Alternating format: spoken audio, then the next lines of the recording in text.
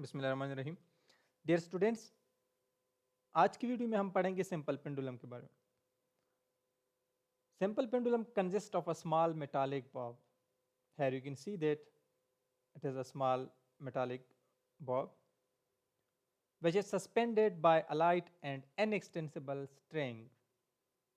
From here it is suspended, it is a string, यानी जिसको आप रस्सी भी कह सकते हैं या कोई थ्रेड वगैरह धागा।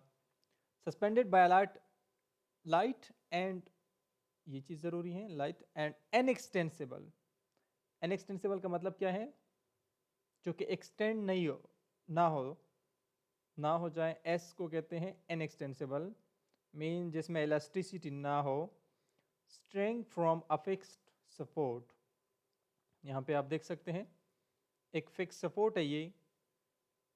तो अगर डिफिनीशन को दोबारा गौर से देखें, simple pendulum consist of a small metallic bob which is suspended by a light and inextensible string from a fixed support. This is L, which is length of the string. अब इसकी terminologies, यानी simple pendulum में क्या होता है। Simple pendulum जो है, अगर आप एक फिक्स सपोर्ट से ये एक मास को अटैच करें बाय अ स्ट्रिंग, और at this position, at mean position, यहाँ पे नेट फोर्स जीरो होगा, body will be in equilibrium, क्योंकि वेट डब्ल्यू जो है वो डाउनवर्ड एक्ट करेगा और टेंशन टी जो है वो अपवर्ड एक्ट करेगा। तो दोनों फोर्स बैलेंस करके एक दूसरे के इफेक्ट को कैंसिल करेंगे। बट जो ही हम इसको डिस्प्लेस करें, if we displace this mass from mean position toward an extreme position, और we displace it toward B, another extreme position, जो ही हम इसको डिस्प्लेस करें, एंड तो ये जो हम डिस्प्लेस कर रहे हैं, it is against the force of gravity. Force of gravity के अगेंस्ट हम इसको डिस्प्लेस कर रहे हैं।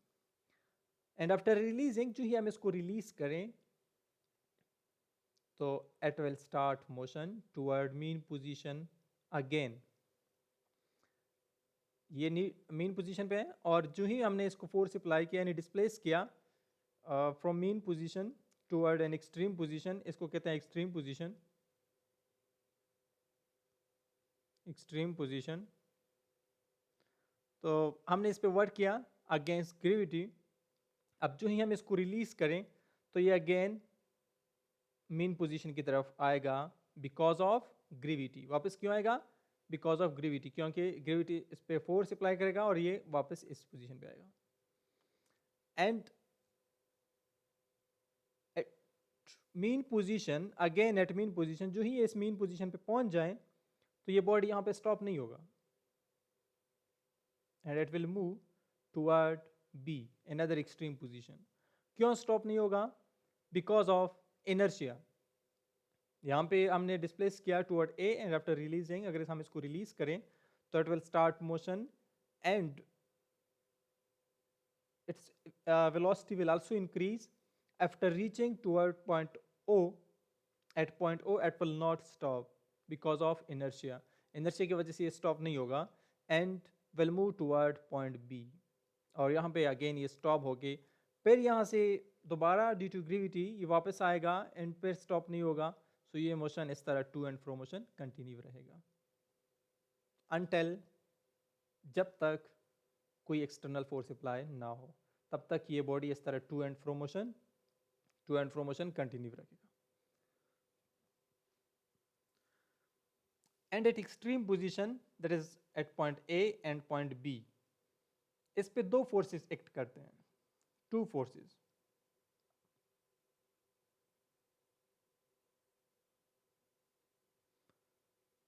फर्स्ट वन जो है wait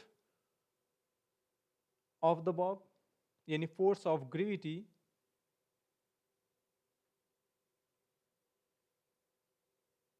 force of gravity which is equal to the weight of bob.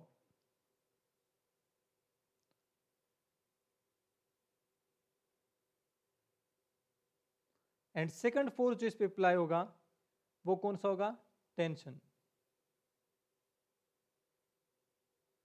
तो टेंशन जो होगा वो इस डायरेक्शन में इस पे अप्लाई होगा और वेट W जो है ग्रेविटी की वजह से वो डाउनवर्ड फोर्स होगा.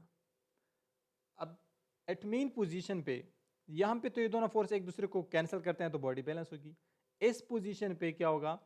यहाँ पे इसकी अगर हम इसको वेट जो है इसको रिजॉल्व करें कंपोनेंट्स में, यानी इसको रिजॉल्व करें कंपोनेंट्स में, तो हम अगर इसको रिजॉल्व करें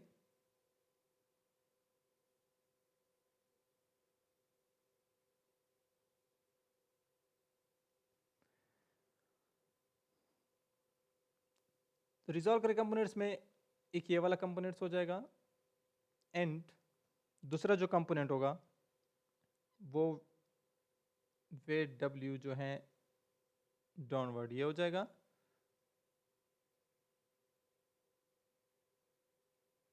और यहाँ पे जो होगा mg cos थीटा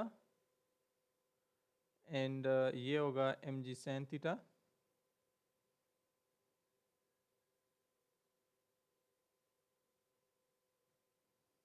और ये जो होगा वेट. हमने इसको रिजॉल्व किया कंपोनेंट्स में, जो कि ऑलरेडी आप क्लास 9 में पढ़ चुके हैं, resolution of a vector and to its components. तो यहाँ पे अगर हम इसको रिजॉल्व करें तो इसके कंपोनेंट्स बन गए, that is mg cos theta mg sin theta. तो दो कंपोनेंट्स बन गए mg cos theta and mg sin theta. ये वाला जो कंपोनेंट है ये बैलेंस होगा किस चीज़ के साथ? Tension T. यानी ये बैलेंस हो जाएगा तो आपस में इफेक्ट क्या होगा? इसका कैंसिल हो जाएगा. और दूसरा जो है mg sin थीटा, यानी इसकी वजह से जो बॉडी है वो मेन पोजीशन की तरफ इस पे फोर्स एक्ट करेगा.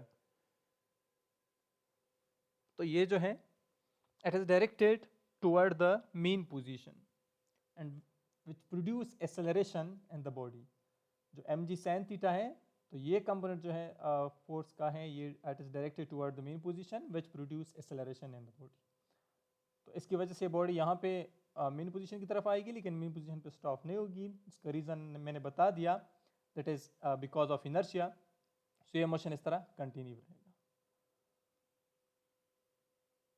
एंड एक और बात कि यहाँ पे जब ही हम इसको डिस्प्लेस करते हैं from main position toward extreme position, तो हम इस पे वर्क करते हैं against gravity in the form of potential energy. तो इसका मतलब ये हुआ कि एट एक्सट्रीम पोजीशन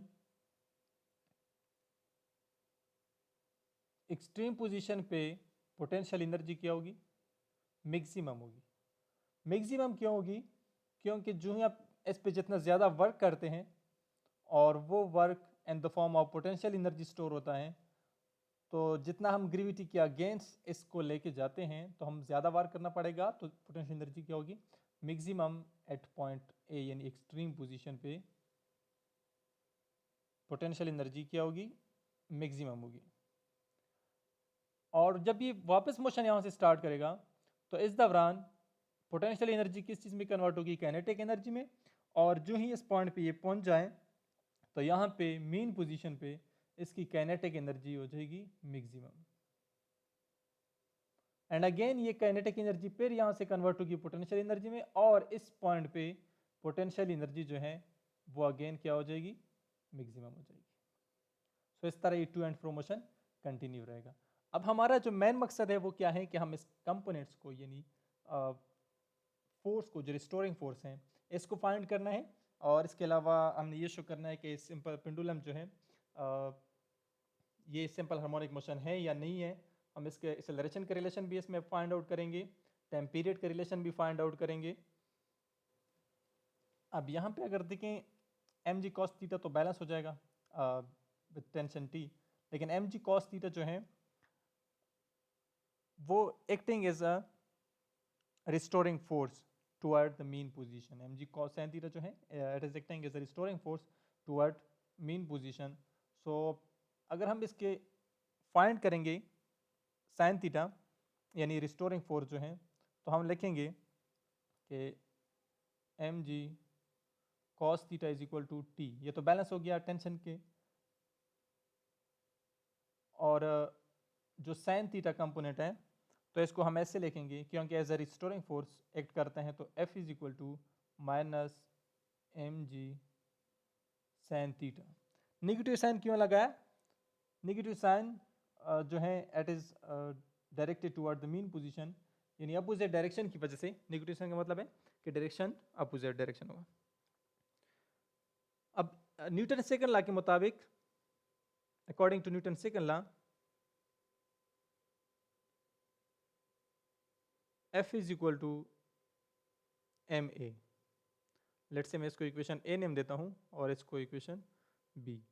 तो यहाँ पे एफ की जगह अगर हम ये वैल्यू पुट कर लें तो ये हो जाएगा M A is equal to minus M G sine theta. M और एम आपस में कैंसल हो जाएंगे, तो A is equal to minus G sine theta. अब साइन थीटा को फाइंड करने के लिए यहाँ पे अगर आप देखिए एक ट्रायंगल बनता है हमारे पास, दैट इज कुछ इस टाइप का बनता है।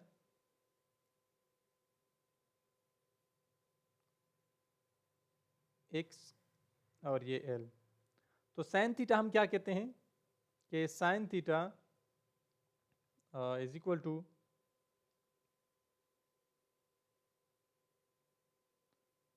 Perpendicular divided by hypotenuse.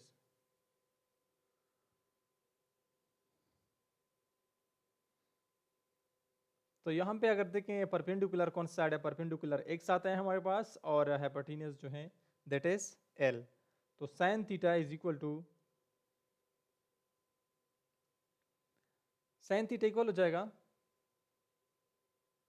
Sign theta is equal to X by L, यानी परपेंडिकुलर डिवाइड बाय हाइपोटेन्यूज। ये परपेंडिकुलर और ये हाइपोटेन्यूज, तो परपेंडिकुलर डिवाइड बाय हाइपोटेन्यूज ये हमारे पास अगर आप इसको देखें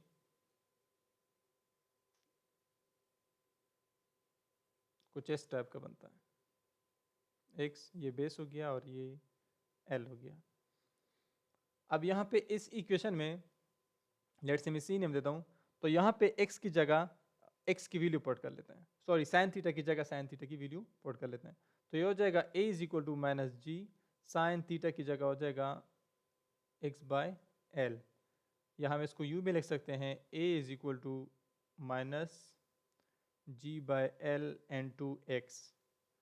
अब यहाँ पे अगर देखा जाए जी कांस्टेंट है, that is gravity, and L भी कांस्टेंट है, मींस कि जितना लेंथ है लेंथ, और हमने स्टार्ट में ये कहा भी था कि स्ट्रेंथ मस्ट बी इनएक्सटेंसिबल, यानी वो एक्सटेंड नहीं होगा, तो एल भी कांस्टेंट होगा, और साथ में दूसरा क्या कांस्टेंट होगा, जी, यानी ये दोनों जी और एल जो है ये constant. So A is equal to minus constant into X. तो इसका मतलब ये हो गया कि A directly proportional to minus X, यानी एक्स का रिलेशन किस चीज के साथ हो गया, एक्स के साथ हो गया। एक्स यहाँ पे क्या है, डिस्प्लेसमेंट है। डिस्प्लेसमेंट जितना ज्यादा होगा एक्सेलरेशन भी इतना ज्यादा होगा, एंड यहाँ पे नेगेटिव साइन का मतलब है डायरेक्शन। एंड यहाँ पे ये जो इक्वेशन है A directly proportional to X, ये हमें शो करता है कि जो सिंपल पेंडुलम है it's execute simple harmonic motion. तो इसका जो मोशन होगा वो कौन सा होगा, सिंपल हार्मोनिक मोशन होगा। उसमें हम क्या कहते हैं, condition of simple harmonic motion कि acceleration will be directly proportional to the displacement from the mean position. अब यहाँ पे एक और रिलेशन हम फाइंड करेंगे, टाइम पीरियड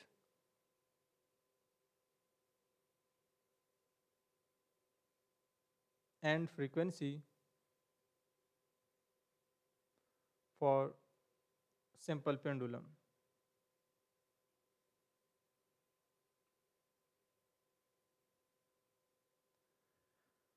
हमारे पास जो रिलेशन आ गया वो ये है,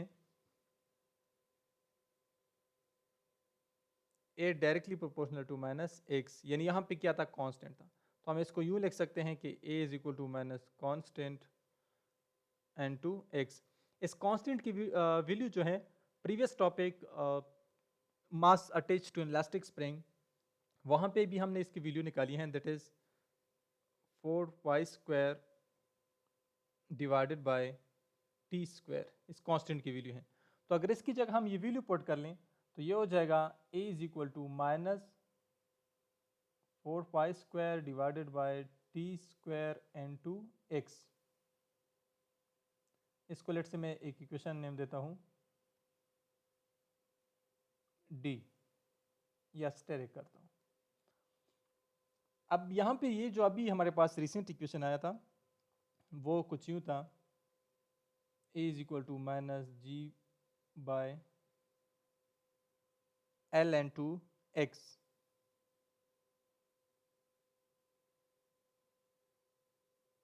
ये वाला,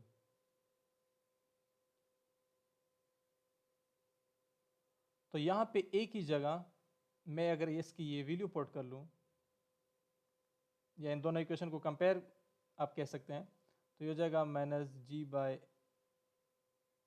एल एन टू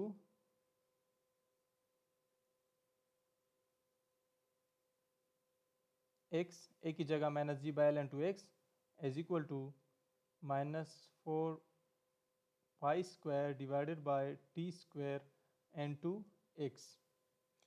माइनस और माइनस जो है ये आपस में कैंसिल हो जाएंगे, ये माइनस और ये माइनस, एंड इस तरह x और x भी आपस में कैंसिल हो जाएंगे। तो जो हमारा इक्वेशन है यहाँ पे रह जाएगा g by L is equal to 4 square divided by T square. Actually हमने फाइंड क्या करना है, हमने टाइम पीरियड फाइंड करना है, यानी t फाइंड करना है। तो जिसको हम फाइंड करते हैं उसको इक्वेशन के एक साइड पे कर लेते हैं। तो अगर हम दोनों साइड को टी स्क्वायर से मल्टीप्लाई करें,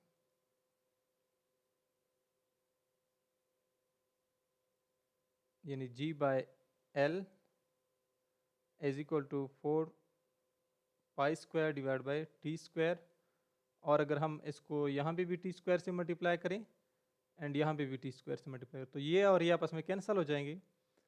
और नेक्स्ट स्टेप में क्या करें कि T square multiplied by G by L is equal to 4 square. G by L को कैंसिल करना है तो एक ही तरीका है कि अगर आप इसको इसके इनवर्स से यानी एल बाय जी से ये साइड भी मल्टीप्लाई करें और ये साइड भी मल्टीप्लाई करें, तो यहाँ पे ये आपस में कैंसिल हो जाएंगे। हमारे पास इस साइड पे ओनली टी स्क्वायर रह गया is equal to 4 square into L by G. T से स्क्वायर कैंसिल करना है तो अगर हम इस पे स्क्वायर रूट ले लें,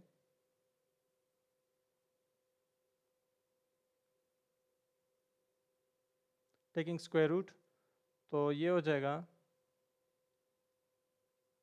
T square is equal to 4 square L by G. यहाँ पे भी स्क्वायर रूट ले लें और यहाँ पे भी स्क्वायर रूट ले लें, स्क्वायर और रूट आपस में क्या हो जाएगा, कैंसिल हो जाएगा।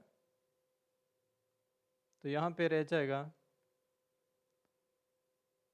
t इज इक्वल टू √4 बराबर है 2 के, एंड 5 यहाँ पे भी स्क्वायर के साथ ये कैंसिल हो जाएगा, तो 5 into under root of L by G. तो t is equal to 2 pi under root L by G. ये इक्वेशन आ गया time period for the simple pendulum.